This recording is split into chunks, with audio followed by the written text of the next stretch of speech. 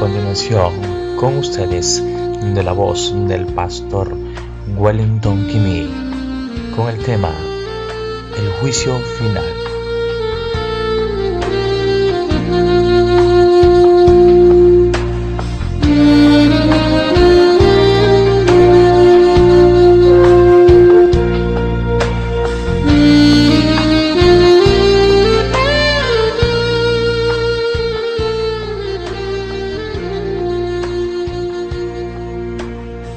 Vamos a abrir nuestras Biblias. El libro de Apocalipsis, capítulo número 20. Hoy vamos a tratar un tema escatológico, como es el juicio final. Amén. El juicio final vamos a tratar hoy. Ese es el tema que vamos a tratar hoy. Apocalipsis, capítulo 20. Y vamos a leer los versos del 11 al 15. Apocalipsis, capítulo número 20, versos del 11 al 15. Quiero que se tome todo el tiempo que necesite, pero quiero que usted abra su Biblia. Si alguien no ha traído Biblia, por aquí yo tengo otra. ¿Tienes Biblia?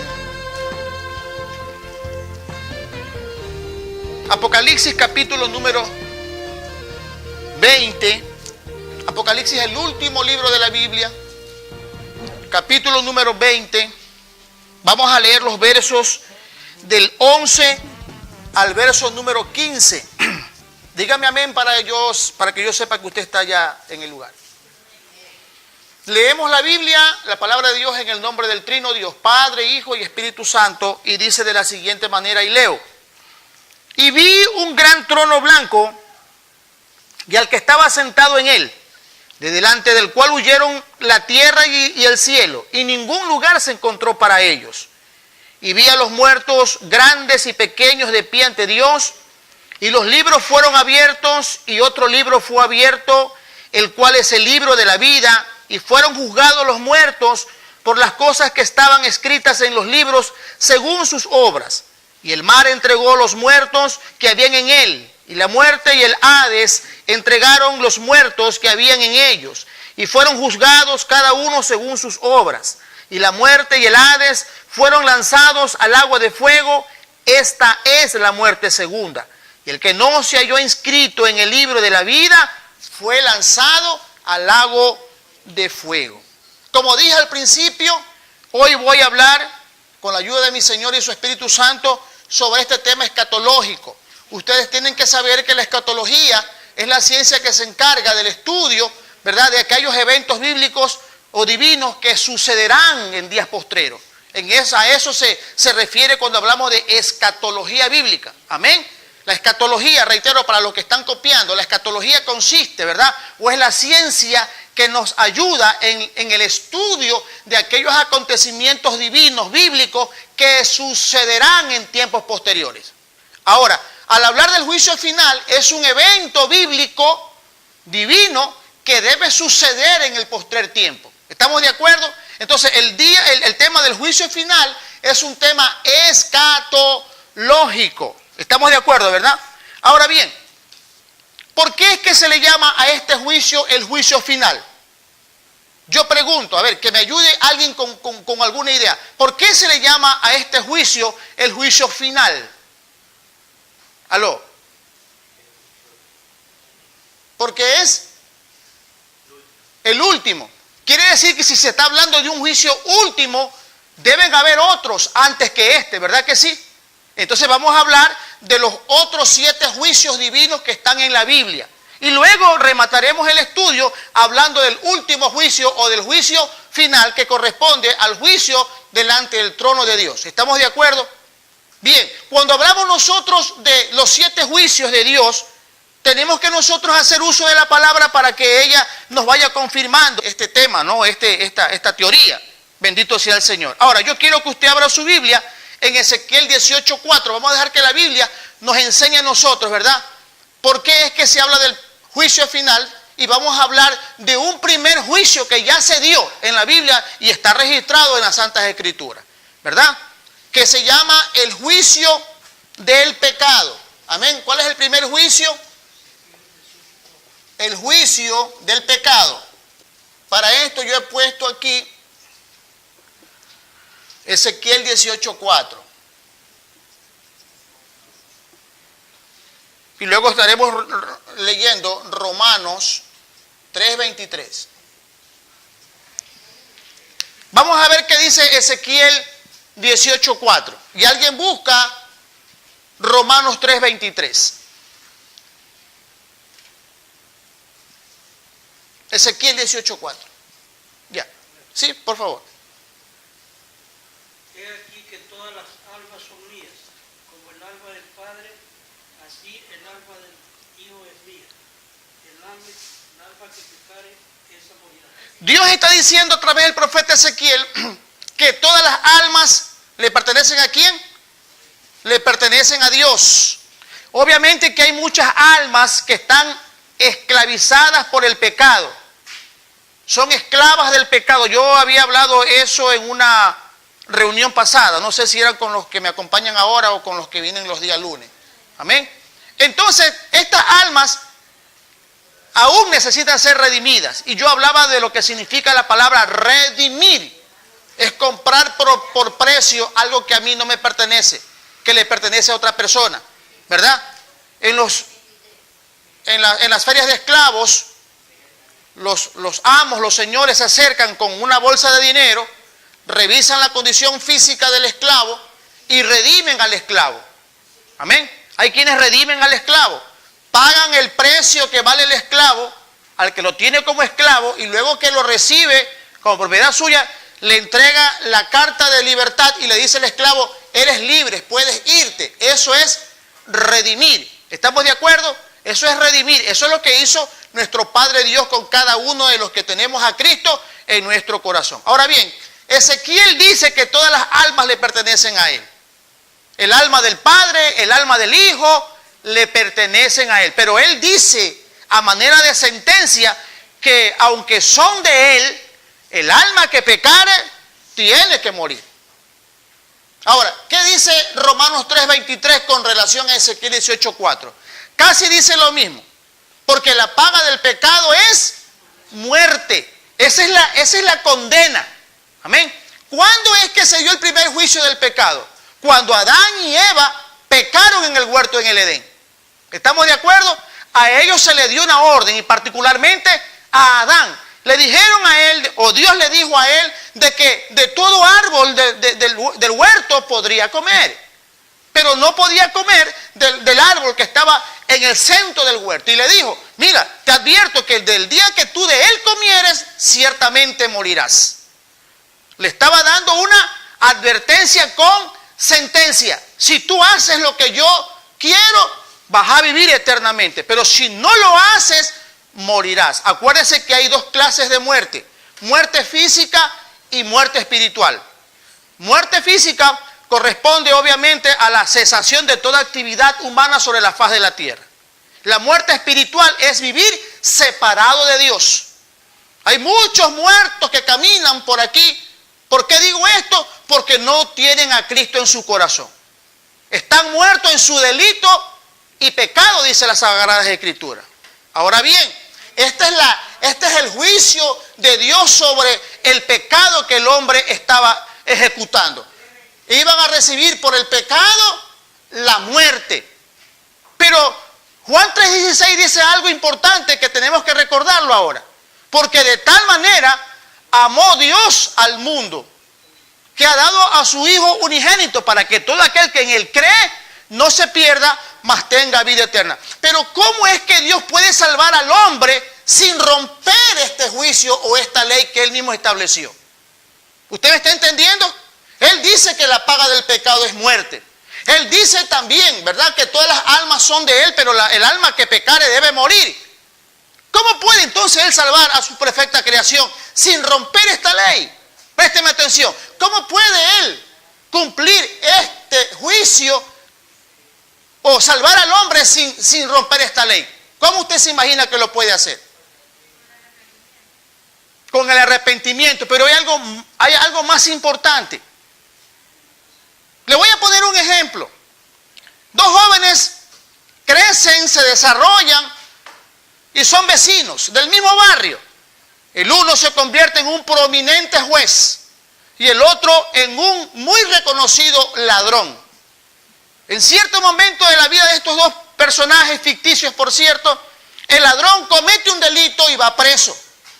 Cuando lo llevan al juzgado, se da cuenta que el juez central era su querido amigo. Y dice, no, aquí estoy salvado.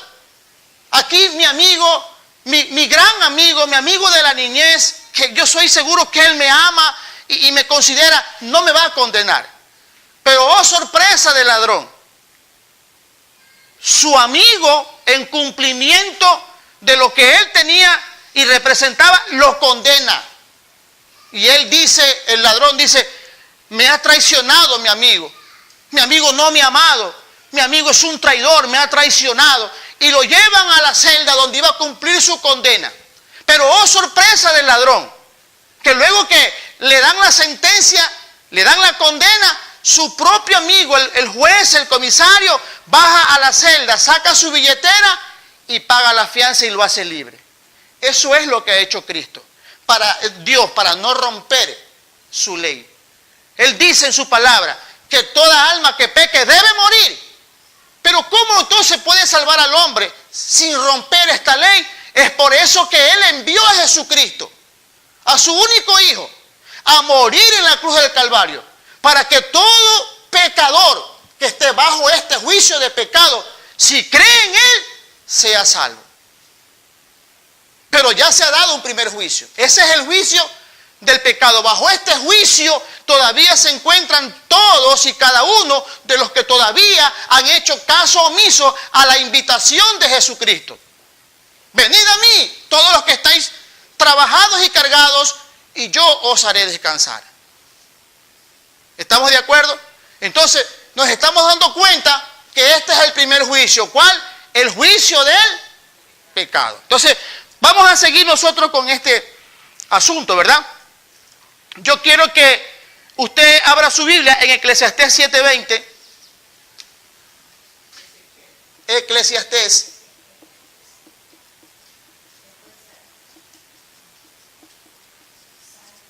Y luego tenemos ahí mismo Romanos 3:10.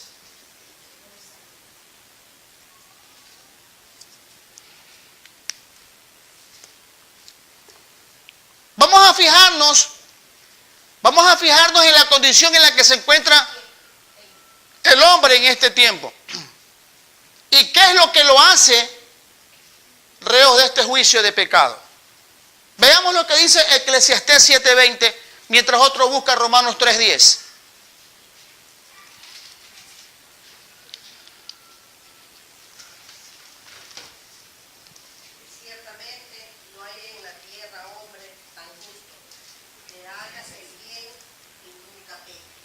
Ciertamente, dice Dios, no hay en la tierra ni siquiera un hombre justo que haga el bien y no peque. ¿Qué dice Romanos 3:10? Romanos 3:10.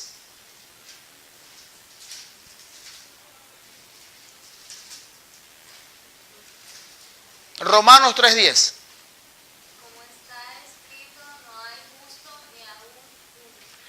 ¿No hay justo? Entonces, todo aquel que se considera injusto delante de Dios, que no aceptó el sacrificio de Jesucristo, está bajo este juicio de pecado. El alma que pecare debe morir, por cuanto la paga del pecado es muerte. Todos aquellos que viven de espalda a Dios, reitero, están bajo el primer juicio. ¿Cuál? El juicio del pecado. O sea, que en la calle ya hay muchos que caminan bajo condenación. ¿Usted me está entendiendo? Ya hay mucha gente que ha sido ya condenada, a no ser que se arrepientan. Y quizás ahora usted trae a memoria nombres de personas que usted ama, nombres de personas que usted estima mucho, y que quizás usted está lamentando de que todavía viven de espalda a Dios. Entonces la urgencia nuestra es comenzar a trabajar. ¿Estamos de acuerdo? La urgencia nuestra ahora es comenzar a evangelizar, abrir nuestra boca, amén, a favor de aquellos que viven bajo este juicio de pecado. ¿Alguna pregunta? el segundo juicio? Llegaremos hasta el juicio final, amén. ¿Cuál es el segundo juicio? El juicio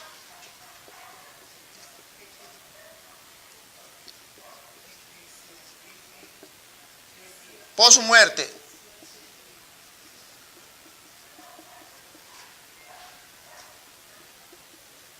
Hebreos 9:27.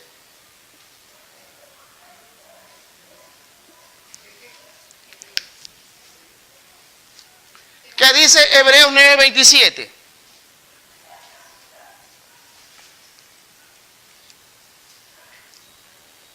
Juicio post-muerte, P-O-S-T. Hebreos 9:27.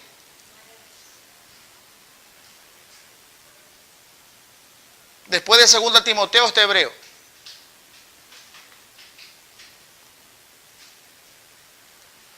¿Por dónde vas? ¿Por qué libro vas? No, es mucho más. ¿Qué dice Hebreos 9:27? Y de la manera que está establecido para los hombres que mueran una sola vez y después de esto el juicio. Está establecido. ¿Quién lo ha establecido? ¿Quién lo ha establecido? Vamos, dígalo fuerte con seguridad. Dios lo ha establecido. Porque está establecido por Dios. De que después de que una persona muere, ¿qué le depara inmediatamente? El juicio.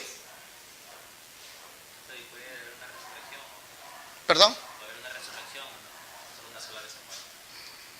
Bueno, se han dado por allí casos, al menos yo no los he comprobado, de gente que ha muerto por un momento y ha resucitado. En la Biblia encontramos la resurrección de Lázaro, la resurrección de la viuda de Naín y varias resurrecciones así. Pero ya pasan al plano de milagros. ¿A eso tú te refieres? Se pueden haber resurrecciones, pero a través de un milagro divino.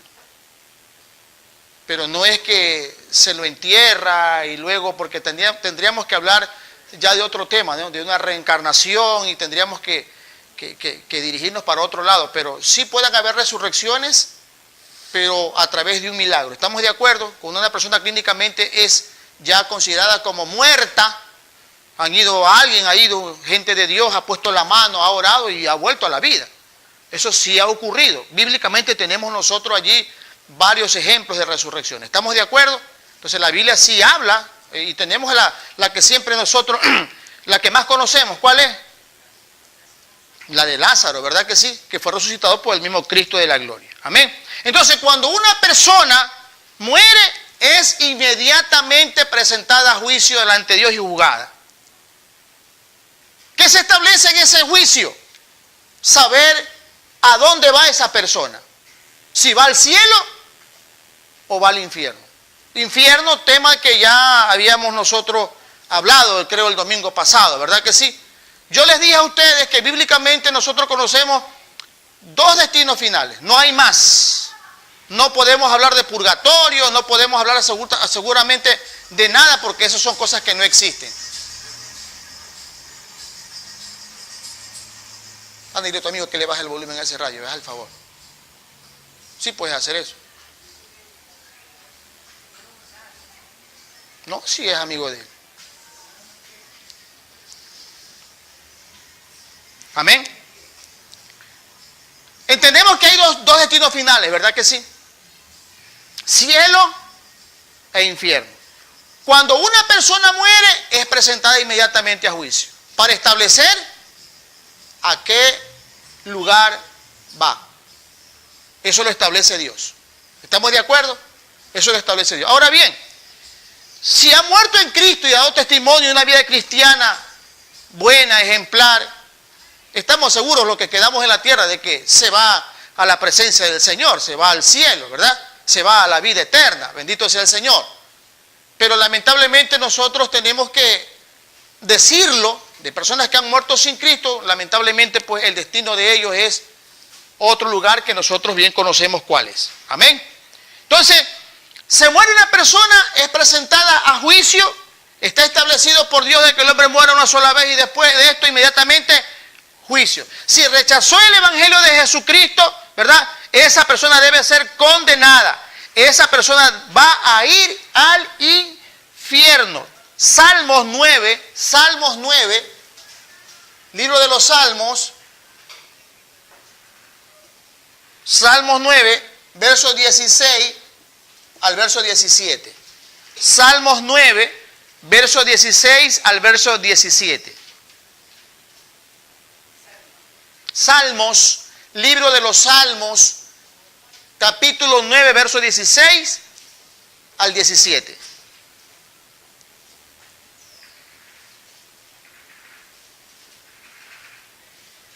¿Quién lo encontró? Jehová se ha hecho conocer el juicio que ejecutó. En la obra de sus manos fue enlazado al mar. Al 17. Sí. Los malos serán trasladados al Seol. Toda la gente se olvida de Dios. Todos los malos, ¿a quiénes se consideraba malos? Yo no sé si fue el domingo pasado que hablábamos de eso, ¿no? O era el día viernes que hablábamos de tal situación. ¿Amén? Bueno, Seol es el lugar de tormento, el infierno. Procede del hebreo esa palabra Seol. Amén. Entonces mire usted cómo el Señor es muy claro, enfático, directo en este asunto. Él no anda con rodeos, ¿verdad? Él dice claramente que si el malo muere sin Cristo, se va al infierno. Y si alguien muere con Cristo en su corazón y ha vivido de acuerdo a la palabra del Señor y a sus mandamientos, se va al cielo. Así es de directo el Señor, ¿verdad? Y eso a nosotros nos es de gran bendición, porque cada vez que leemos tal asunto, nos debe llevar a una profunda reflexión. Y debe llevarnos a ese sentir de corregir, de corrección inmediatamente, ¿verdad? De ir alineando nuestras vidas cada vez más y más a los requerimientos divinos del Señor. Recuerde usted que la palabra santo o santidad significa apartado y separado por y para Dios. Eso significa la palabra santo. Hay gente que se ruboriza cuando alguien dice allí va un santo del Señor o allí va una santa del Señor. Es que siempre nosotros nos hemos crecido con la idea de que los santos están en los altares con una aureola de metal en la cabeza, ¿verdad que sí? Que son los que hacen milagros, pero cuando nosotros nos vamos un poquito más a la investigación, nos damos cuenta que la palabra santo significa eso, apartado y separado por y para Dios. Así que si usted tiene a Cristo en su corazón, si usted hizo la decisión firme por Cristo como su único y suficiente Salvador, usted es un o una apartada o apartado y separado o separada por Dios y para Dios. De acuerdo a esa separación, de acuerdo a ese llamado, es que nosotros como hijos de Dios tenemos que comenzar a transitar por el camino de justicia que Cristo mismo nos ha abierto y nos ha establecido. ¿Estamos de acuerdo? Si queremos estar seguros que al partir de esta tierra vamos a ir al cielo, tenemos entonces que vivir estrictamente bajo los mandamientos divinos del Señor. ¿Estamos de acuerdo? ¿Alguna pregunta? Entonces, el segundo juicio es post-muerte.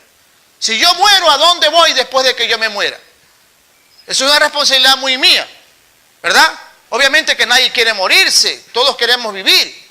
Pero yo le pregunto a usted, una pregunta en cierto modo reflexiva, tómelo así. Si usted muere en este momento, ¿a dónde cree que usted va? En este momento, Dios no lo permita, en el supuesto no consentido de que usted sufra un infarto fulminante, ¿a dónde va usted en este momento?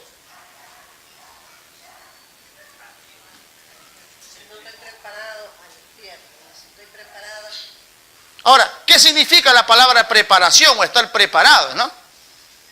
Yo lo acabo de decir. Estar preparado es haber aceptado a Cristo en nuestro corazón y haber vivido hasta cuando Cristo nos prestó vida de acuerdo a lo que Dios manda en su palabra. Pero vuelvo a la pregunta, si usted muere en este momento, ¿dónde usted cree que va? ¿Usted está 100% seguro que si usted muere va al cielo? Si hay algo que lo molesta, hay algo que lo estorba o lo preocupa, todavía hay tiempo de corregir. ¿Estamos de acuerdo? Mientras que Cristo nos preste vida, hay tiempo de hacer los correctivos correspondientes para que estemos certera y seguramente, ¿verdad?, preparados de que cuando partamos de esta tierra estaremos en la presencia del Señor. Como dije la vez pasada, el Evangelio no solamente significa un cambio de estilo de vida, o quiero vivir diferente, yo quiero ver cómo viven los cristianos. No se refiere solamente a eso. En eso no consiste el cristianismo. El cristianismo tiene otro tipo de fundamento y se llama Jesucristo. El apóstol Pablo dijo claramente, yo ya puse el fundamento. ¿Cuál es el fundamento de la fe del creyente? Cristo. Cada uno ahora en adelante mire cómo sobreedifica sobre el fundamento que ya tenemos en nuestra vida, que se llama Jesucristo. Tenemos que asegurar nuestra presencia delante de Dios cuando muramos, cuando partamos de esta vida. Tenemos que asegurarla. No podemos seguir viviendo, ¿verdad que sí? Una vida tibia espiritualmente hablando. No podemos vivir una vida figurada. Es que no, yo creo que, o yo pienso que. No, tenemos que vivir una vida segura. Que estamos viviendo de acuerdo a lo que Dios nos está a nosotros demandando. Amén, hermano. Para que tengamos entonces, reitero, la plena seguridad de que cuando partamos de esta tierra, nosotros vamos a estar en la presencia del Señor. ¿Cuántos de ustedes querrán estar en la presencia del Señor? Levante la mano. Ahora dígale que está a su lado. Prepárate si quieres estar en la presencia del Señor. Tóquele el hombro. Si se sale disimulado, dígale, hey. Prepárese, hay que prepararse. Amén, hermano. Hay que estar preparado, bendito sea el Señor. Entonces, ese es el segundo juicio, ¿verdad? Si una persona muere, inmediatamente le pasan una especie de película arriba. Rápido. Porque más de uno presentará más de una excusa ahí arriba, ¿verdad? No, Señor, ¿cómo me vas a mandar al infierno si yo estuve ahí con el pastor Kimí? Déjame acordar. Estuve en 2 reuniones, la tercera no fui porque me tocaba un partido de fútbol y era importante y los puntos no íbamos a perder. Pero yo estuve allí. No estoy haciendo alusión a nadie, pero el que le cae el guante que se lo chante. Amén. Entonces, para que no quepa la menor duda del que comparece ante el tribunal divino, Dios le pasa una película y su vida, a colores. Amén. Y si usted no me quiere creer, yo quiero que vaya conmigo a la Biblia. Salmos 50, 21. Salmos 50, verso número 21. Dani, un poquito de agua. Salmo número 50, verso número 21. ¿Qué dice ahí en Salmo 50, verso 21? El que lo encontró, léalo. No espere que yo le dé la orden. Por favor, ayúdeme allí. Estas cosas hiciste y yo he callado. Pensaba que de cierto sería yo como tú, pero te reprenderé y la pondré delante de tus ojos. ¿Se dan cuenta? ¿Estamos claros? ¿Quién más lo lee? Vamos a ver si alguien más lo lee. Alguien más que lo lea. Todo esto has hecho y me he callado. Pensaste que yo era igual que tú, pero voy a acusarte cara a cara, voy a ajustar las cuentas. ¿Quién más lo lee en la Reina Valera? Estas cosas hiciste y yo he callado como yo he callado. Pensabas que de cierto sería yo como tú, pero te reprenderé y lo pondré delante de tus ojos. Ahí está. Estas cosas, cuando comparezca a fulano de tal, así, heme aquí, Señor. ¿Qué le dirá el Señor? Estas cosas hiciste. ¿Y tú pensabas que yo era como tú y que yo iba a callarme? No. Ahora te las voy a poner delante de ti. ¿Qué significa eso? Te las estoy pasando por televisión a colores en pantalla grande para que no haya ningún tipo de excusa delante de ti. Entonces no estoy equivocado al decir que cuando comparezcamos ante el Señor, nadie podrá poner excusa o decir cosas que no sucedieron. No, Señor. Si el pastor Wellington me invitaba y yo cada vez que me invitaba, yo era el primero, Señor, que yo estaba allí con Biblia en la mano porque... Vamos a ver. Ahí va. Y cuando pasen esa película usted va a hacer... ¿Qué me dices ahora? Sí, Señor, en esa clase no estuve yo, la verdad que falté. Es que comenzó a llover, Señor. Entonces tuve pena de arruinar el traje que me puse para la reunión. Reitero, Dios le va a poner allí a cada uno como película la vida. ¿Cuántos me están comprendiendo? No pregunto por dudar de que usted me entienda, sino por dudar de mi capacidad para enseñar. Bien, vamos al tercer juicio.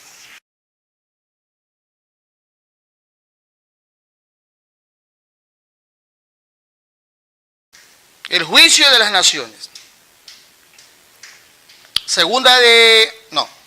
Mateo 25. No, vamos a leer primeramente Isaías 10:1. Isaías 10:1. Esa es la base que voy a usar aquí. Isaías 10:1. Isaías 10:1.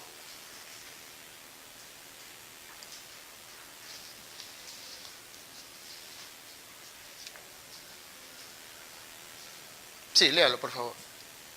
Hay de los que dictan leyes injustas y prescriben tiranía, El siguiente, por favor. para apartar del juicio a los pobres y para quitar el derecho de los afligidos de mi pueblo, para despojar a las viudas y robar a los huérfanos. Bien. ¿Cuántos estuvieron en la clase donde yo enseñé qué significaba un ay en la Biblia? Levante la mano el que estuvo en esa clase. ¿Qué significa un ay ahí? ¿Qué significa? Juicio. Un ay así escrito en la Biblia significa juicio. Es como cuando el amigo le dice al otro niño, rompiste esa ventana, ay, ay, ay. Ay, ay, ay. ¿Se viste que lo hacen así, no? ¿Qué le quise con ese ay? Verás lo que te espera.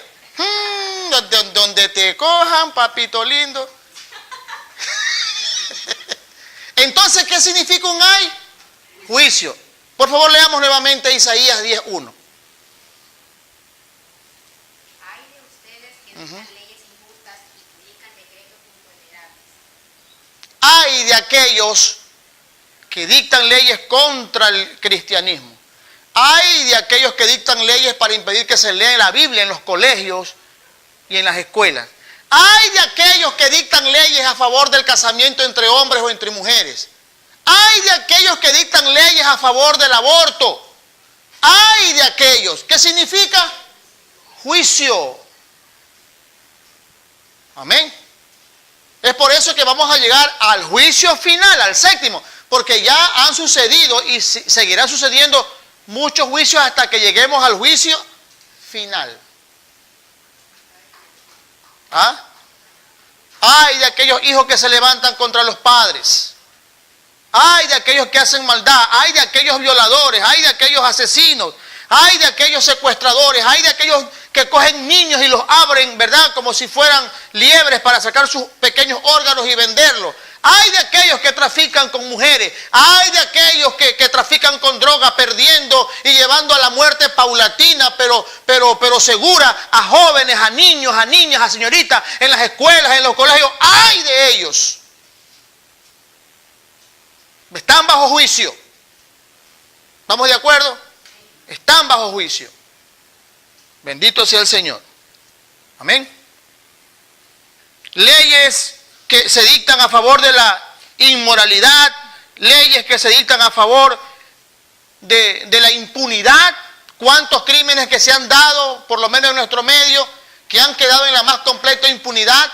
Gente que sabe cuál es el destino de aquellos que nunca han aparecido, pero mantienen su boca callada, haciendo que las leyes que investigan esto fracasen. Hay de aquellos. ¿Estamos de acuerdo? Hay de aquellos. No quiero ir más allá porque no quiero. El juicio de los ángeles caídos es el cuarto juicio.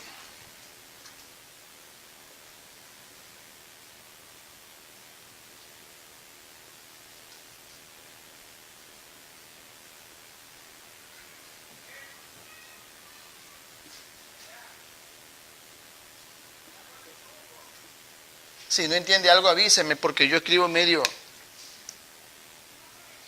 entre inglés, hebreo y francés. O sea que ni yo mismo a veces me entiendo.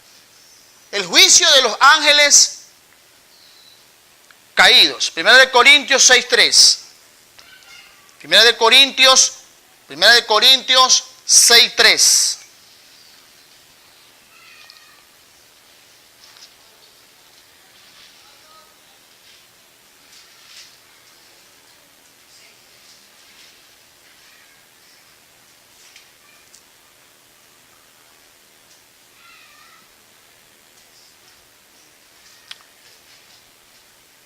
Primera de Corintios 6:3. ¿Quién lo lee, por favor? ¿O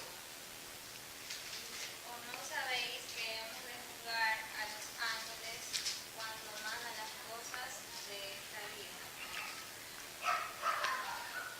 Este juicio tendrá lugar en el aire y será cuando Cristo venga. Siempre se me han hecho preguntas relacionadas al juicio final. Y hemos leído que no se encontró ni cielo ni tierra porque los dos huyeron de la presencia de Dios. Y se me pregunta a mí, ¿y cómo entonces será el juicio? ¿Dónde estaremos nosotros parados para recibir el juicio divino? Estaremos en el espacio. ¿Cuántos creen que se puede hacer eso? Que Dios puede hacer eso. Estaremos en el espacio sideral, suspendido por la gravedad divina ahí en ese momento.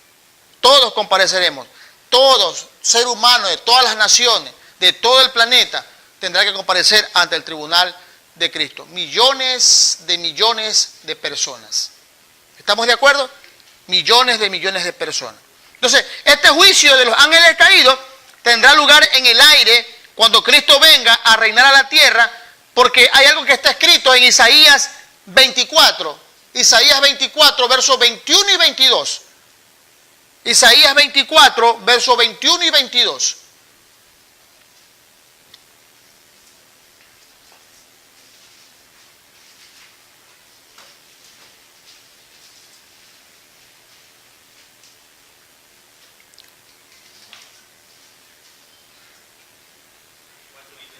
Sí. Acontecerá en aquel día que Jehová castigará al ejército de los cielos en lo alto, 20 minutos. reyes de la tierra sobre Yo la no quiero andarlo llamando. y serán amontonados como se amontona a los encarcelados en mazmorra, y en prisión quedarán encerrados y serán castigados después de muchos días. ¿Se dan cuenta? El juicio sobre los ángeles caídos. Amén. Este pasaje entonces nos enseña y nos dice que los demonios serán encarcelados en una cárcel subterránea. ¿Hasta cuándo? Hasta el día del juicio final, que es el tema al cual vamos a llegar. ¿Estamos de acuerdo? ¿Cuál es el quinto juicio? Aunque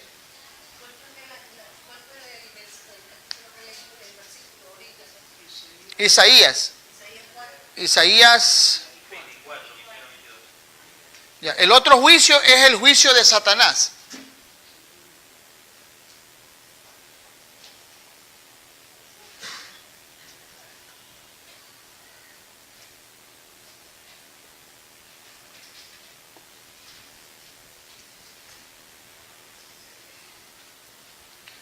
San Juan 16:11.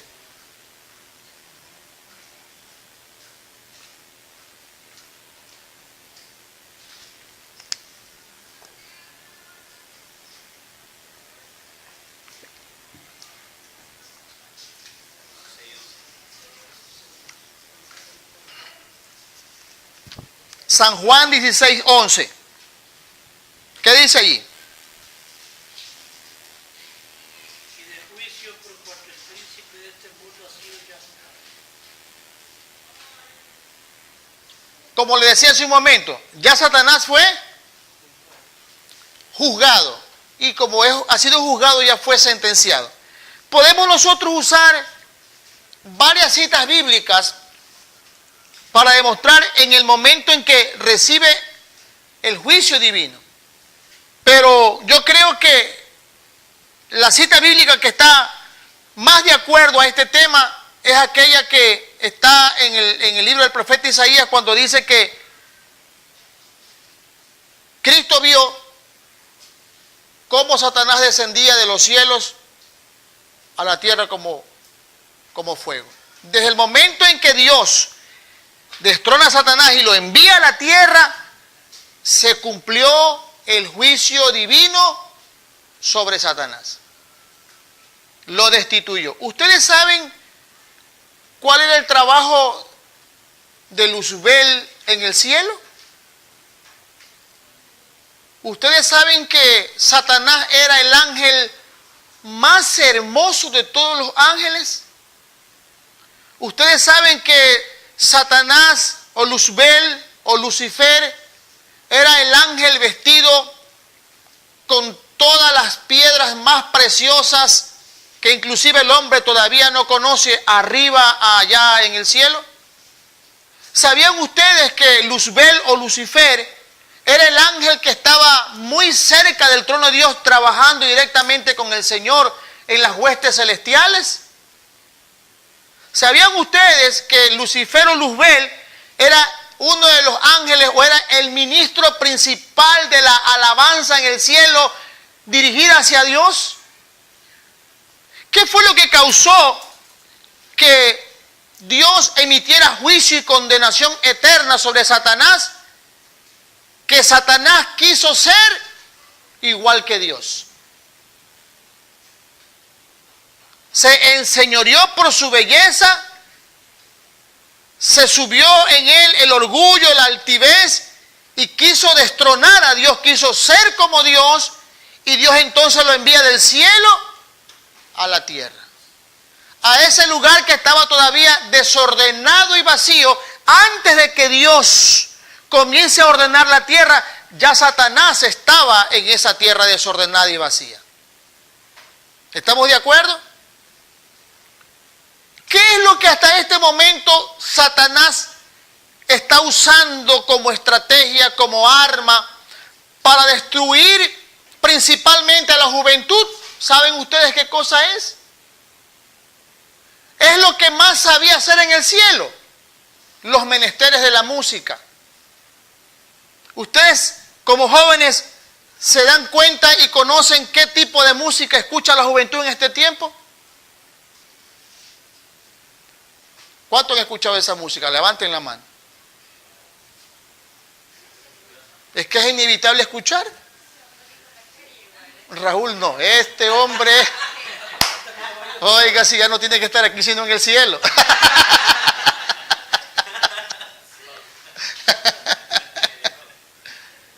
Eso es lo que el diablo usa para trastornar la mente de la juventud a través de ese rock metálico, mensajes subliminales enviados a la mente, al subconsciente del joven, para entorpecer su desarrollo como tal y para entenebrecer la mente de la juventud, porque esa es una de las obras del diablo: entenebrecer la mente del hombre para que no le resplandezca la luz de Cristo, dice la Biblia. ¿Estamos de acuerdo? Así que cuando hay un joven que usted lo ve ahí escuchando rock con audífonos y la cabeza así con un frenesí endemoniado, el diablo operando allí. Amén. Esos bailes calientes y esas músicas pornográficas, eso no viene de ninguna otra parte sino del padre de la mentira, del engaño, que es Satanás. Eso hay que tener cuidado. Yo a veces a mi hijo le digo: apágueme esa música. Eso, salsa choque, salsa.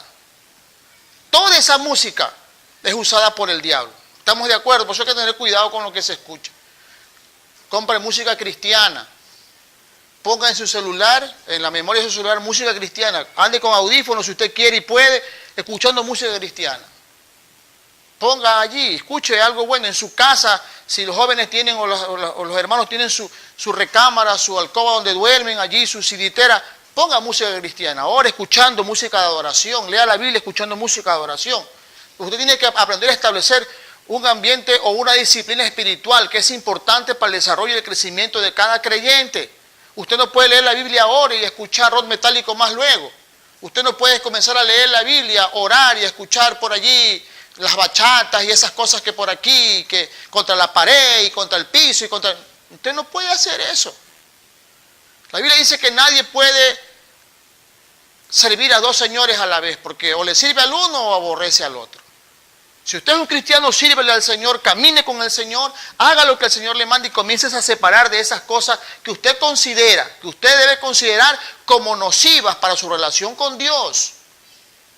Practique todo aquello que fomente su fe delante de Dios, que lo ayude a crecer delante de la presencia del Señor, espiritualmente hablando.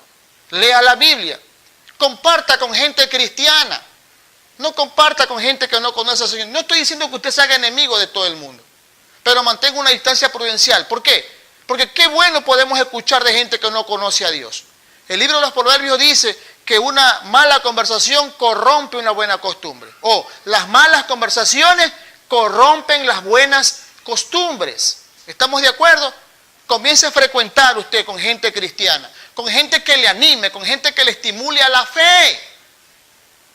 No permita usted que el enemigo comience a obrar de una manera tan sublime, tan sutil, porque así él, como él obra, que no nos damos cuenta y de repente ya estamos allí, en la trampa que él nos ha tendido. Hay que andar, como dice el apóstol Pablo en la epístola a los Efesios, como sabios, ya no como necios, como entendidos de cuál es la perfecta voluntad de Dios. ¿Estamos de acuerdo? Tenemos que nosotros comenzar a practicar una disciplina espiritual, Establezca en su día de labores cotidianos el horario en que usted ora, el horario en que usted va a leer la Biblia. Si está trabajando, si usted está en su casa, ponga una alabanza, alabe al Señor. Eso ayuda al crecimiento espiritual y al fortalecimiento de nuestra fe. Ahora, el juicio de la iglesia es el sexto juicio, el juicio de la iglesia.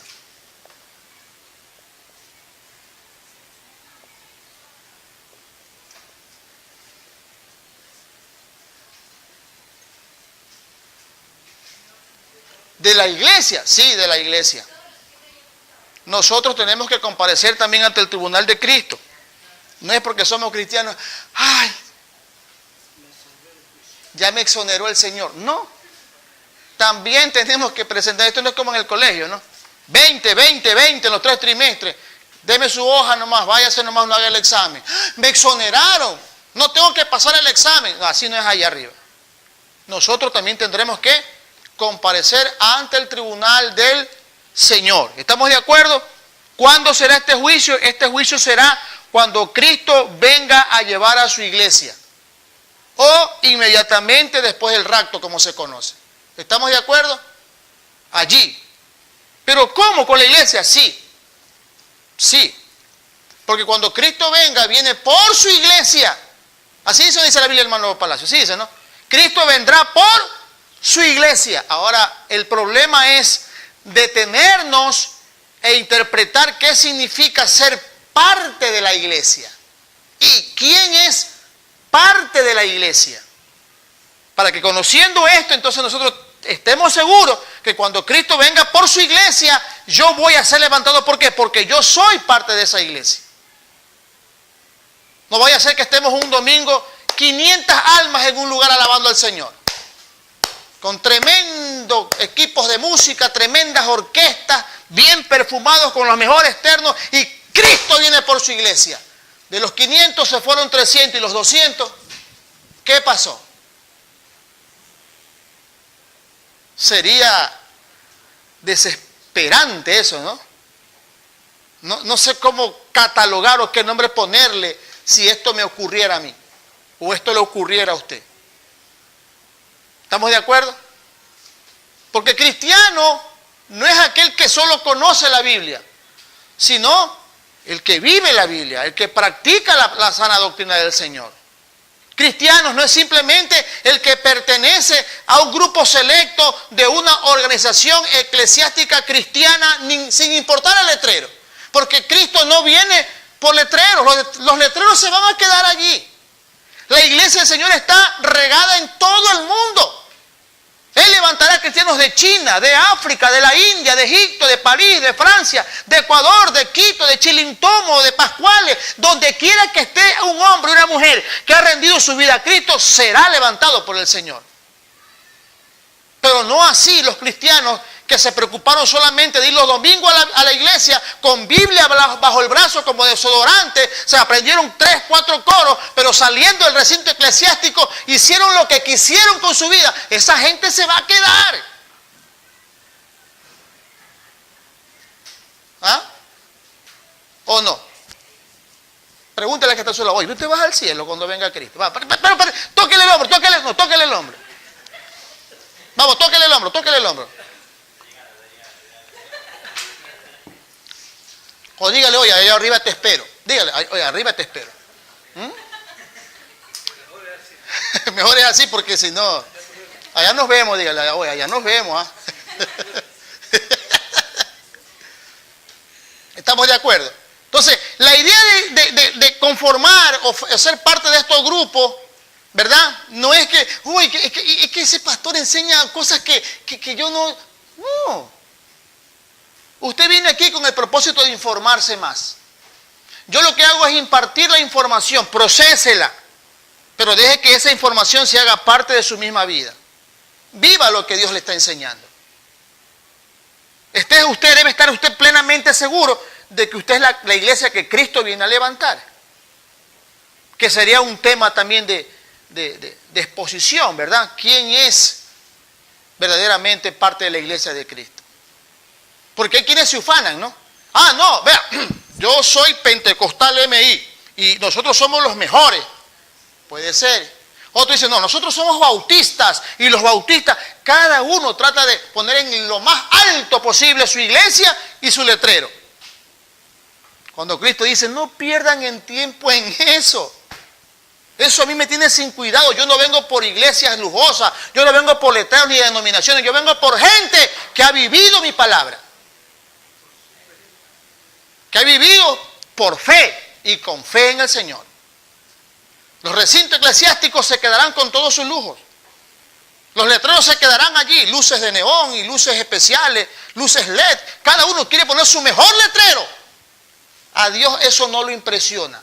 A Dios lo impresiona es ese hombre, esa mujer, ese joven, ese adulto que ha vivido de acuerdo a su palabra. Ese será levantado. Entonces el juicio de la iglesia será cuando Él venga por su iglesia. Estarán 2, dice, en el campo trabajando. Uno será tomado, otro será dejado. Estarán 2 durmiendo, dice, en una cama. Uno será dejado, otro será levantado. ¿Quién quiere ser usted? ¿El que se queda o el que se va? No me lo responda.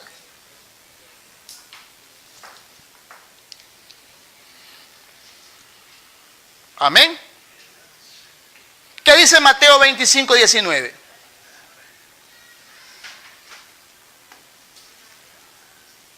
Mateo 25, 19.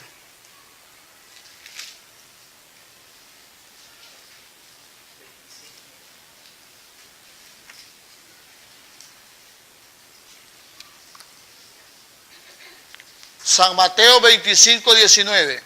¿Qué pasó?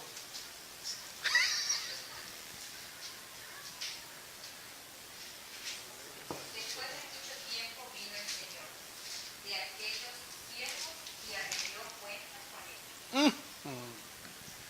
Los dos eran siervos. Si leemos la historia completa, los dos eran siervos del mismo Señor. Y cuando Él vino, dice, a ver, mis siervos, siéntense los dos que con los dos voy a hablar. Llenó de alabanzas al uno porque el uno hizo lo correcto y al otro le dijo, apártalo de mí. ¿Estamos de acuerdo? No quiero seguir molestándole su conciencia ni preguntándole cosas que de repente... No, quiero que usted salga de este lugar en paz, tranquilo. Pero si sale preocupado, gloria a Dios, porque ese es el objetivo de la palabra. ¿Verdad? Concienciarnos. O sea, hacernos conscientes de nuestra actual situación delante de Dios. ¿Estamos de acuerdo? Ahora, yo quiero que lea conmigo Apocalipsis 22, 12.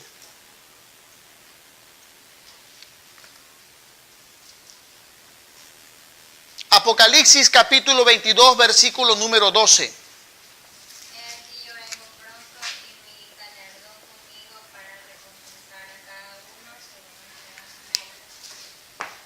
¿Él viene cuándo? ¿Cuándo viene Él? Pronto viene Él. O sea, eso es cualquier momento. Amén. ¿Cómo y con qué viene Él? Con un galardón. ¿Qué es un galardón? Es algo que sirve para reconocer el esfuerzo de una persona, ¿verdad? 30 años de labor en una empresa, ejemplo de trabajo y de ahínco y de entrega por la empresa. Vamos hoy a hacer una fiesta en reconocimiento a esa labor. El señor Carlos Palacios se ha hecho cargo a este galardón y la gente lo aplaude, le ponen medallas por aquí, le dan reconocimientos ahí honoríficos y le ponen unas flores y le toman fotos. Todo el mundo se quiere tomar fotos porque, ¡oh, qué ejemplo!, ¿no? Porque eso es lo que por su dedicada vida de trabajo él se ha hecho merecedor. Pero un vago sinvergüenza que anda por allí robándole el tiempo a Dios, como decimos, que cuando lo mandan a trabajar se esconde debajo de las máquinas, se esconde en los lugares oscuros de su empresa para no trabajar, ¿será merecedor de un galardón? Pero también se le va a dar algo a él, ¿no? Lo que merece. ¿Qué merecerá él? La hermana dice que los voten, ¿verdad que sí? Pero es un reconocimiento que se le hace a cada uno de estos dos personajes. Entonces cuando el Señor dice, aquí yo vengo pronto y mi galardón en mi mano.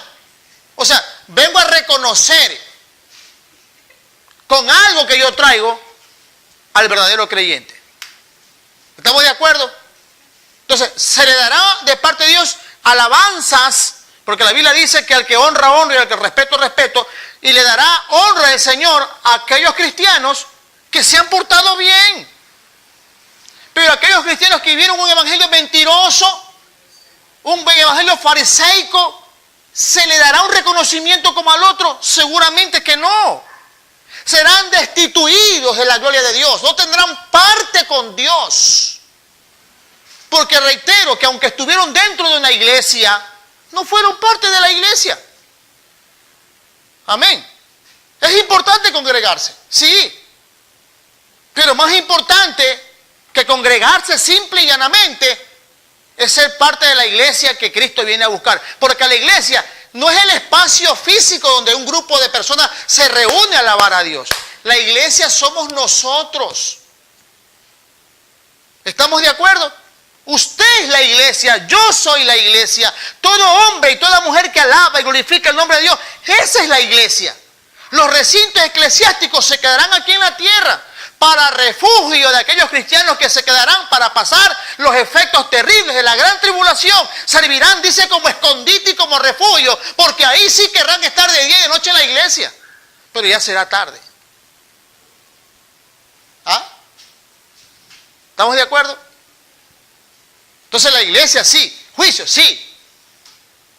Separará el trigo a los graneros de Jehová y separará el tamo, que será echado fuera y arderá con candela. Separará el trigo de la cizaña. El trigo en los manojos para el granero de Jehová, la cizaña también en manojos, pero para ser echados al horno de fuego. Ni siquiera quiero preguntar si usted es cizaña o trigo. Creo que usted es trigo. ¿Amén o no amén? Dele un abrazo que está a su lado y dice, somos trigo del Señor. Diga.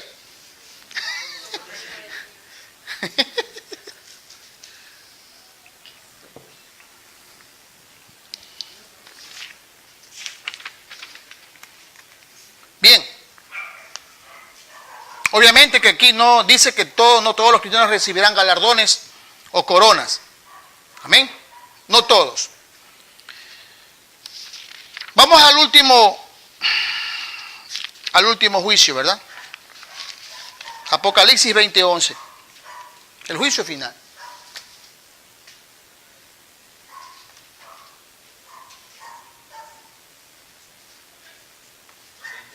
Sí.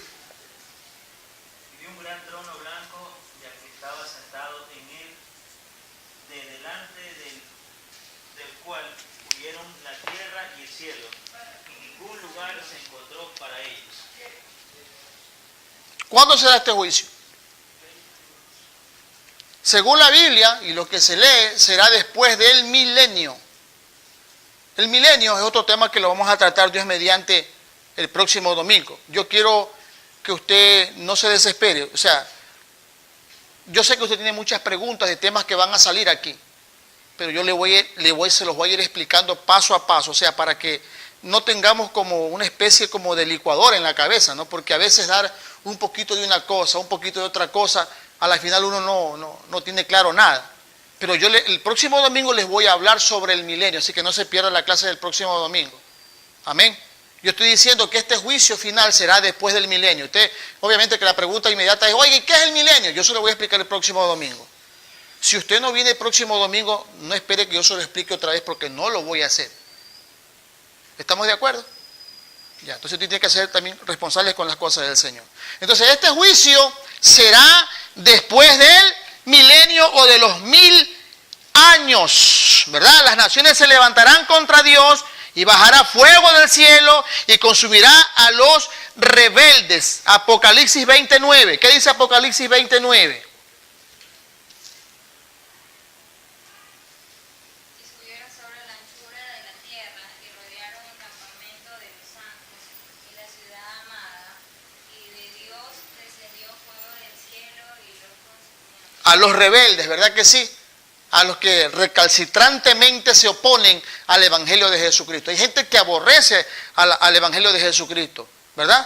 Hay gente bueno, nosotros trabajamos en una empresa aquí que se llama Enatin y el jefe de mantenimiento eléctrico es un iraní.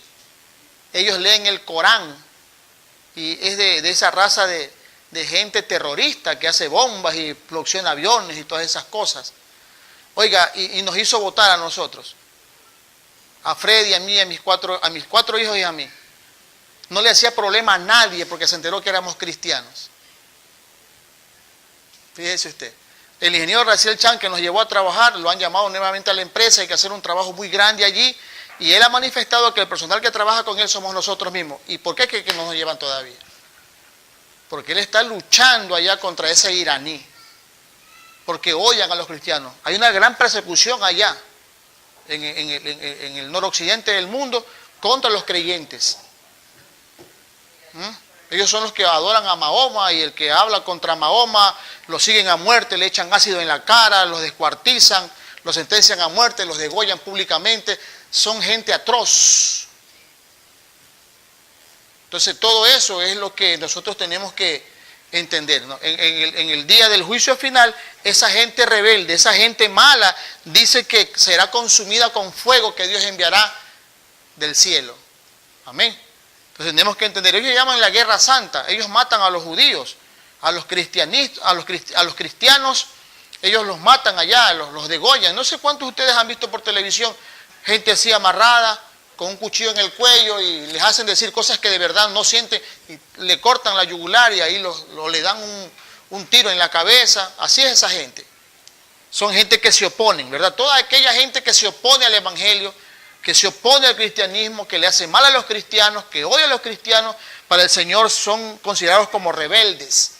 Y dice que del cielo caerá fuego y los consumirá, ¿verdad? Es allí entonces cuando Satanás será lanzado al lago de fuego, Apocalipsis 20:10. En ese juicio será ya condenado definitivamente Satanás. Apocalipsis 20:10 dice que Satanás fue justamente allí lanzado al lago de fuego. Ahí dice claramente, ¿verdad?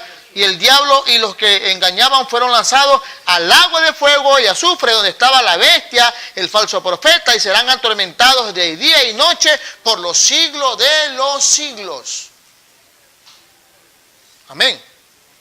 Ahora bien, ¿cuándo será el juicio final para el resto de la humanidad? Pues usted lo está leyendo allí. Amén. En el capítulo 20 mismo, en el versículo número 11, entonces se presentará todo ser humano delante de la presencia del Señor. Todo ser humano. Gente muerta, pequeña y grande. Gente muerta, pequeña y grande. Hablábamos, como yo le decía la vez pasada, con un compañero de ministerio y jocosamente yo le preguntaba a él y él me respondía jocosamente y le digo, oye, cuando la Biblia habla de los muertos pequeños, ¿a qué se refiere? Se refiere a los enanos, dice, aquellos que no crían más. Pero no es así, no se refiere a eso, ¿verdad? Entonces fíjese usted cómo entonces nosotros entendemos que la Biblia no se contradice en ningún lugar, de ella no hay contradicción alguna. El hombre le anda tratando de encontrar contradicciones, pero ella no se contradice. El libro de los Proverbios dice que hay que corregir al niño en su camino para cuando fuere viejo no se aparte de él. El libro de Proverbios dice claramente que al niño hay que castigarlo con vara porque no muere, que haciendo eso salvaremos su alma del Seol. Y ahora las leyes aquí dicen, uy no, porque lo violan psicológicamente. Ya el padre no le puede regañar al hijo porque el hijo va a la comisaría y lo denuncia y sacan al papá preso. ¿Por qué? Es que lo reté a mi hijo. Cuando Dios dice lo contrario, pégale a ese muchacho malcriado para que cuando sea grande tú no tengas más problemas, pégale que no va a morir. Así dice allí. Si no se lo hace, entonces ahí vemos. Dice aquí en el versículo número 11, dice allí claramente, y vi a los muertos grandes y pequeños de pie ante Dios. Un niño, desde que es consciente de lo bueno y lo malo, ya es reo de juicio. Ya es responsable delante de Dios. Si un niño rompe el cristal de una ventana y corre, es que es consciente del mal que ha hecho. Ya es responsable. Si un niño coge una moneda de la mesa que no es de él y huye y se esconde, es que es consciente de que está robando. Y robar es pecado. Por eso es que hay padres que la verdad es que yo no sé, ¿no? Hay padres demasiado tolerantes que dejan que el niño corra por su casa y coja lo que le dé la gana de su casa. Cuando son grandes sus muchachos, ya no corren en la casa, corren en las calles y cogiendo no lo que está dentro, sino lo que está en las casas de los vecinos. Y ahí es el problema para los padres. Hay que corregir a los muchachos. Dele su golpe, que no muere. Cómprese una veta de 2 ramas en la plaza central y plin chicotelo y no va a morir. Y la próxima vez que usted le diga, ve,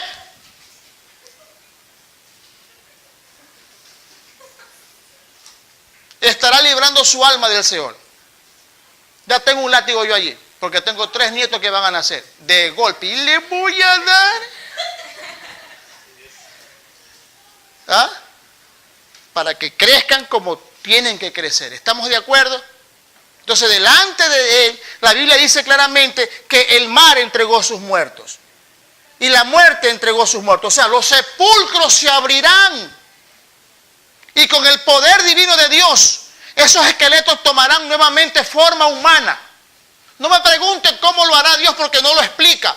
Pero lo dice la Biblia. Dice que los sepulcros se abrirán. Y los muertos se levantarán con cuerpos así como los nuestros, conscientes, en plena conciencia de sus actos, y se presentarán conscientes delante de Dios, no como zombies, conscientes, con temor en su corazón, porque sabrán que están delante del trono de Dios y que ha llegado el momento crucial para sus vidas. Nos dirán al cielo o al infierno. Amén. Ay, mijito, ojalá que te vayas al cielo y te encuentres conmigo. Si el muchacho fue un muchacho malcriado, se va al infierno con la mamá y el papá. Den la mano los dos. Los padres por alcahuete y el muchacho por malcriado.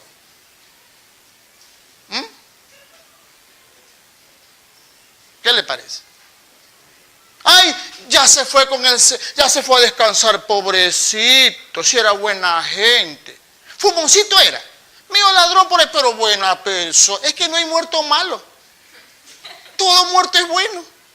¿Sí o no? Ya está descansando. Gracias a Dios está descansando. ¡Ja! Ya está ardiendo allí en lo profundo del infierno, porque si murió sin Cristo, ya está en el infierno.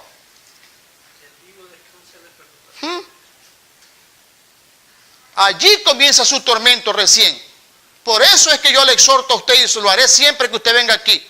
Seré muy incisivo en este asunto. Cuide su salvación. No permita que su nombre sea borrado del libro de la vida. Porque la salvación sí la podemos perder si nos descuidamos de ella.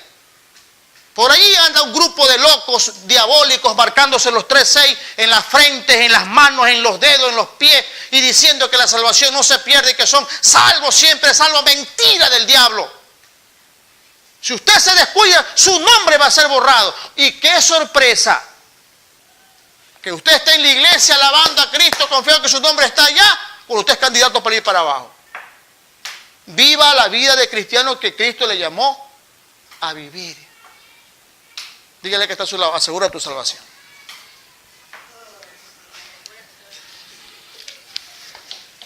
Este juicio será en el espacio sideral. No habrá tierra para pisar. En el espacio, suspendidos en el espacio. Amén. Ahí será.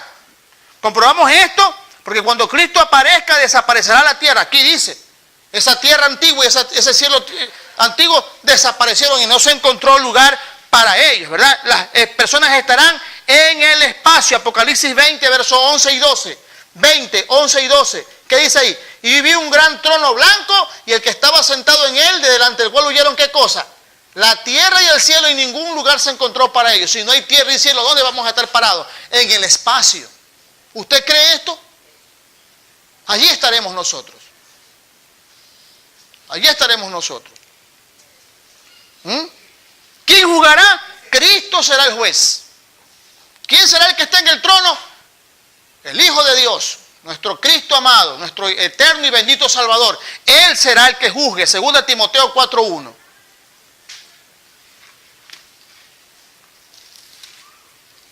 Segunda de Timoteo 4:1.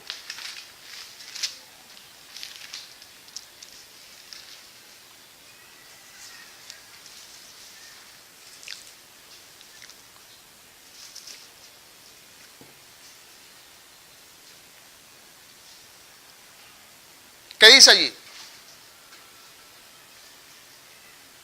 Antes de Hebreo. Te encarezco delante de Dios y del Señor Jesucristo, que juzgará a los vivos y a los muertos en su manifestación en su reino. ¿Quién juzgará a los vivos y a los muertos? Cristo, dice allí, ¿verdad que sí? ¿Quién estará en el trono para emitir juicio? Cristo. Ahí lo dice el apóstol Pablo en la segunda carta a Timoteo. Te encarezco delante de Dios y del Cristo de la gloria, quien juzgará a los vivos y a los muertos. Él será el que emita juicio. Amén. Porque la Biblia enseña que el Padre a nadie juzga, sino que todo el juicio se lo ha dado a su Hijo. Juan 5:22. San Juan 5:22.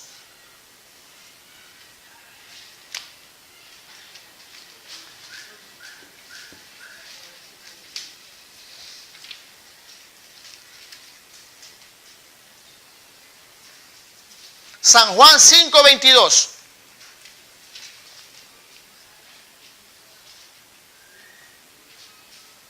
Porque el Padre a nadie juzga, sino que todo el juicio dio al Hijo. ¿Se da cuenta? Entonces, ¿quién juzgará a los vivos y a los muertos en el trono divino? Ahí dice o no dice allí. El Padre no juzgará. Todo el juicio se lo ha dado a su Hijo, a nuestro Cristo amado. Ante Él comparecerán todas las naciones, todos los reinos, hombres de toda lengua, de toda nacionalidad, no importa el color de la piel, de los ojos, no importa. Ante el Señor se presentarán. Y Él emitirá lo que nosotros conocemos como juicio final. Pero quiero que usted lea algo conmigo, algo muy importante. Yo quiero volver a Apocalipsis capítulo número 20.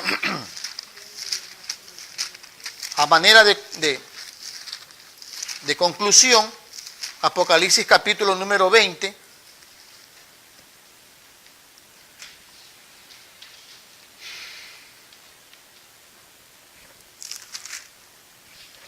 Perdón, 22 el capítulo, amén. Verso número 11. ¿Qué dice allí?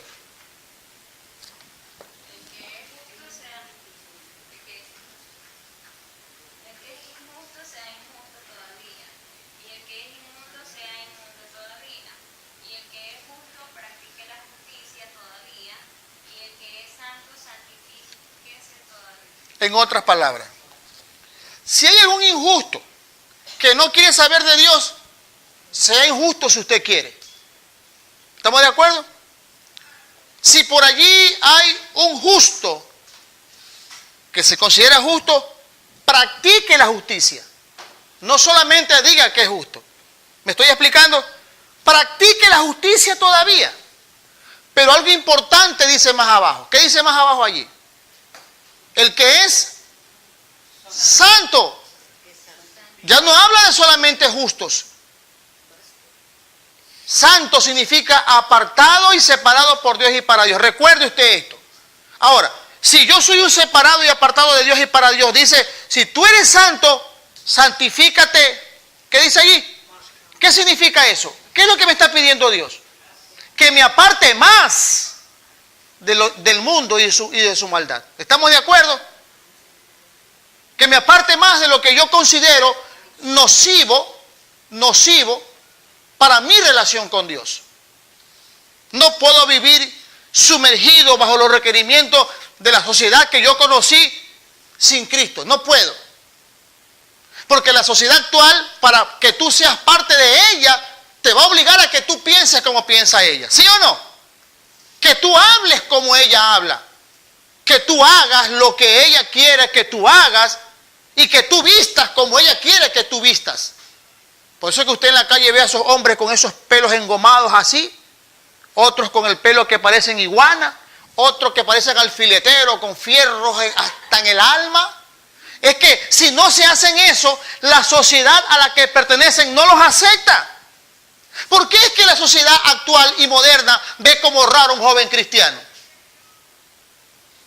¿Por qué es que lo rechazan a un joven en el colegio o en la universidad cuando saben y lo ven con una Biblia en la mano? Porque no, ese no. Ni lo invites. Yo ni le hablo a ese loco evangélico. Claro, es que no somos del mundo. Porque si fuéramos del mundo, el mundo nos amaría porque el mundo ama lo suyo, dice la Biblia. Pero nosotros estamos en este mundo, pero no somos de este mundo. Somos del reino celestial. Entonces, dice aquí, el que es santo, santifíquese todavía. Significa que aunque yo esté en este mundo, tengo que practicar santidad, tengo que apartarme más para Dios. Para que cuando yo comparezca ante el juicio de la iglesia, yo pueda ser levantado, aceptado y escuchar la voz de Cristo que me diga, buen siervo y fiel, en lo poco me fuiste fiel, en lo mucho te pondré, pasa al gozo de tu Señor. ¿Estamos de acuerdo? ¿Alguna pregunta? Quiero que se ponga de pie.